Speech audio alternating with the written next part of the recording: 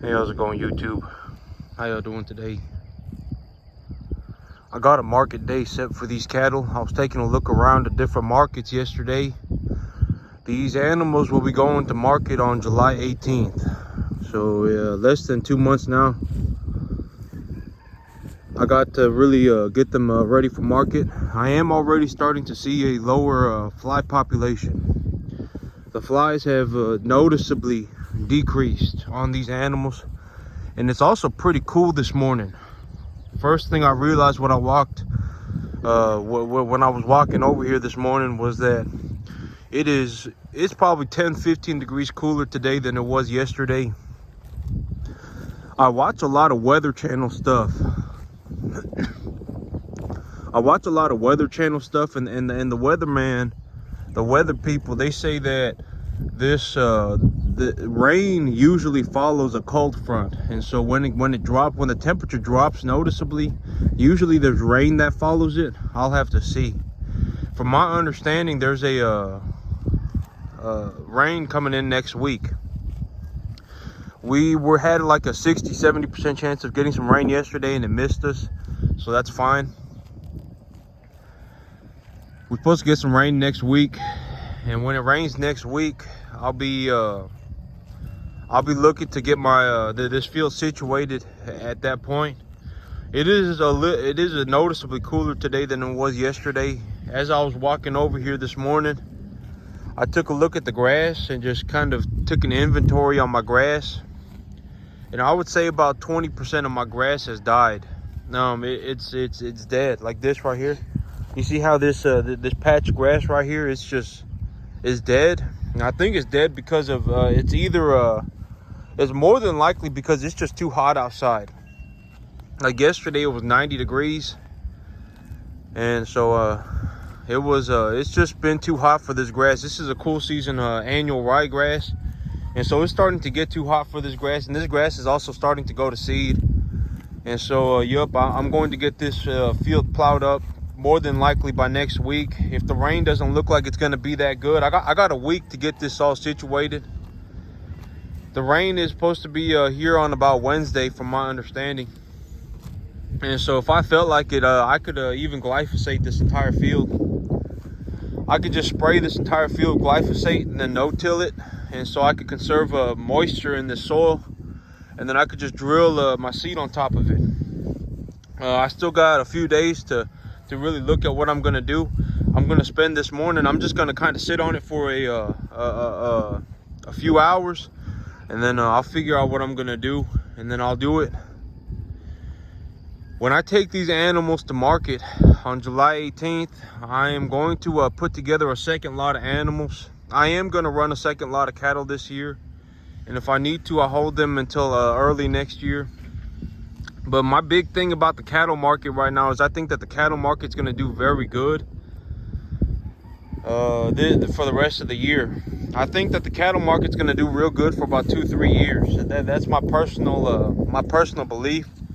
And so when the going gets good, you know,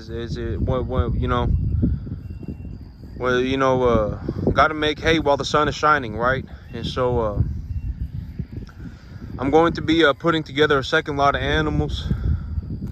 I think this year I'll be making something about, I took a look at the numbers, and so I got about $8,000 in tax benefits. And then I got when I just kind of pencil out the numbers for the cattle and for the hay, I think I'll make something when it's all combined. I think I'm anticipating that I'll make about $35,000 to $40,000 on these cattle and on the hay combined. And so but I'll make that much money if I put together a second lot of animals. So I need to put a second lot of animals together. And when I put the second lot of animals, I'm going to put the second lot of animals together once these animals go to market. And my goal is to make $35,000 to $40,000 this year. That's about what I'm anticipating. That ain't my goal. That's just my realistic anticipation. So if I run 70 cattle on this field a year, if I feed 70 cattle on this property a year, and Well, depending on how things go, I may even be able to run a third lot. I don't, I'll have to see. I'll have to see. But 3 lots is kind of pushing it. But if I get 2 lots of cattle and I get a good harvest, a good 2 or 3 harvests of hay, and but I'll have to see, because you know, I don't have to feed these cattle any forage when I got grass, and so I can sell the hay. But yep, I also can't pull as much hay as I could if I have cattle grazing it too, right? So I also you know, so maybe I get 2 cuttings of hay a year instead of 4. But I'll have to see. When it's all about put together, that's about what I think I'll make. And so, yep, it'll be good money. And well, the money, you know, I've thought about it, and I was like, what am I gonna do with this money, right? Because there ain't any reason for me to hold on to it. Because if I make all this money, you know, if I make all this money here and all this, and I'm gonna have to pay a lot of taxes. And so I was like, you know what am I gonna do with this money? Because I'm gonna have a lot of money coming in, you know, just on this farm alone. It'll make me enough money to pay all my bills. And then I got my income from my job. And so, you know, yeah, I don't know what it ain't. I have a plan for the money that I'll be making. So if I make, you know, I'll probably make something about well, that's what I'm thinking. 35 to 40,000 a year, running cattle and growing hay. And with that 35 to 40,000, I'm gonna use that money to buy myself some new land. You know, realistically, with 35 to 40,000 dollars a year, I can buy myself about 100 acres in a good location here close to Dallas. And so, yep, that's I'm gonna make some serious money this year. I was penciling out everything that's going on, and it's like, man, I'm gonna make a lot of money. It's gonna be a lot. It's gonna be like 125 grand on the cattle and my income on my job, and I also got equity in this property that you know, it's kind of like an unrealized gains kind of number. And so yep, if I needed to tap a large sum of money, I could always tap the equity on this property, and the equity on this property is building every single month because I have a mortgage on this field, so on this property. So yep, you know, like if I made an extra $3,000, like I'm gonna be making somewhere around an extra $3,000 a month here running this farm, and I don't need the money. Well, I'm not gonna say I don't need the money. I need, well, here's the thing about the money though, right? Is that I think at a certain point, I think I read somewhere that, you know, after about $60,000 a year, that there is practically nothing that a man can buy, that a person can buy, that'll substantially improve their quality of life. And so, you know, after about $60,000, you could, because what can $60,000 a year realistically buy? It can buy a home, it can buy a car, it can put food on the table, it can do about 99.9% of everything that is required to keep a man just you know, comfortable.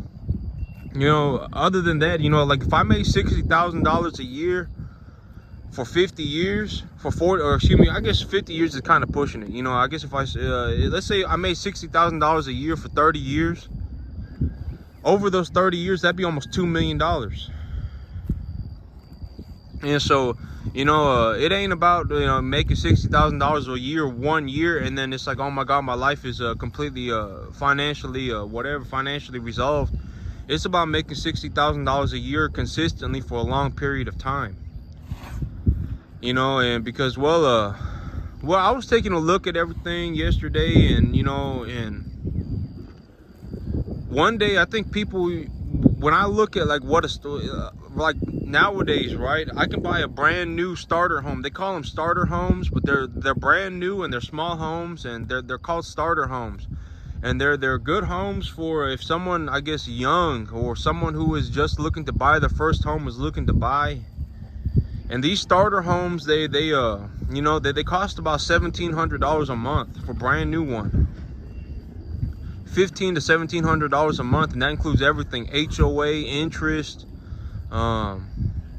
And it's not like being in a bad neighborhood either. It's a decent neighborhood, and it's a brand new home.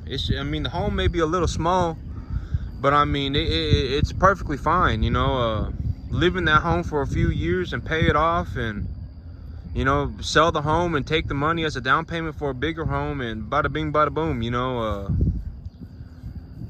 good to go, right?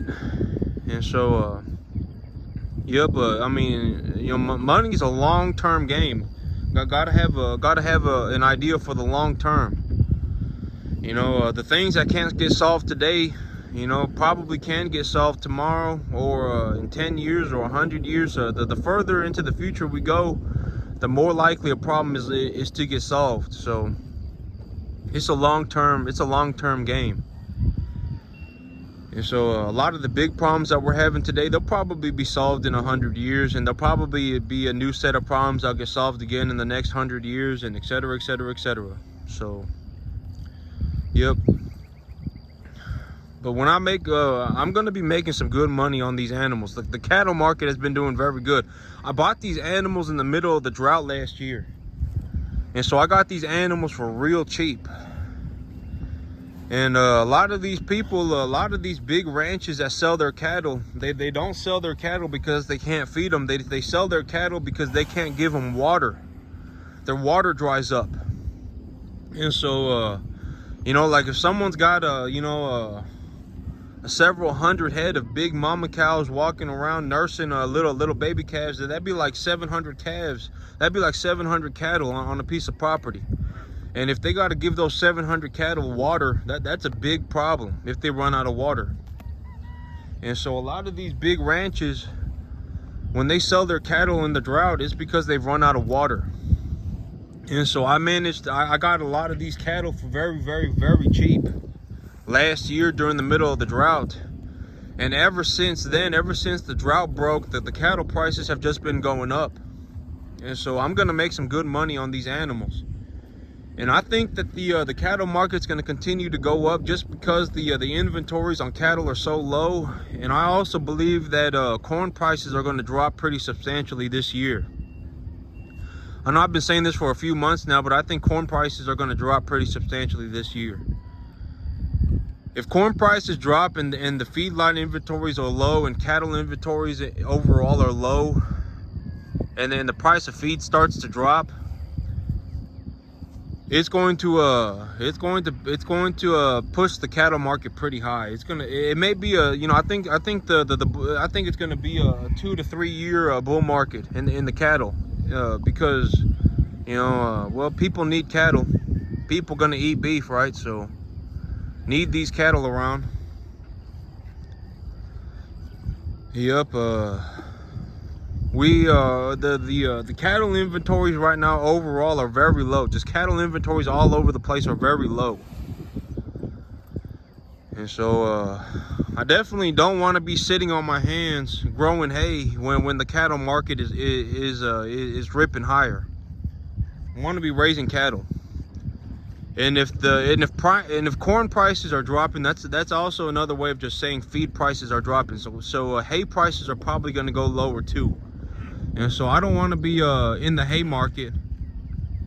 I don't want to be in the hay market when when hay prices are dropping and cattle prices are ripping higher. I want to be feeding cattle. And so yep, I'm gonna put a second lot of cattle together as soon as these cattle get out of here. As soon as I take these cattle to market, I'm gonna put a second lot of cattle together, and I'm gonna feed a second lot of cattle this year. If I need to, I'll hold them until early next year.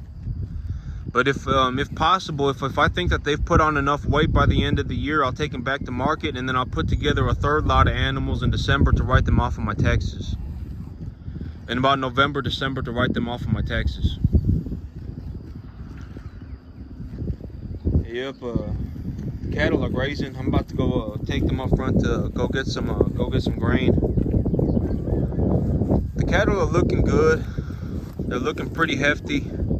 The grass ain't looking very good. I need to get the grass resituated, and I'm going to be doing that about next week is what it's looking like. But all right, that's it for me today, YouTube. Y'all have a good one.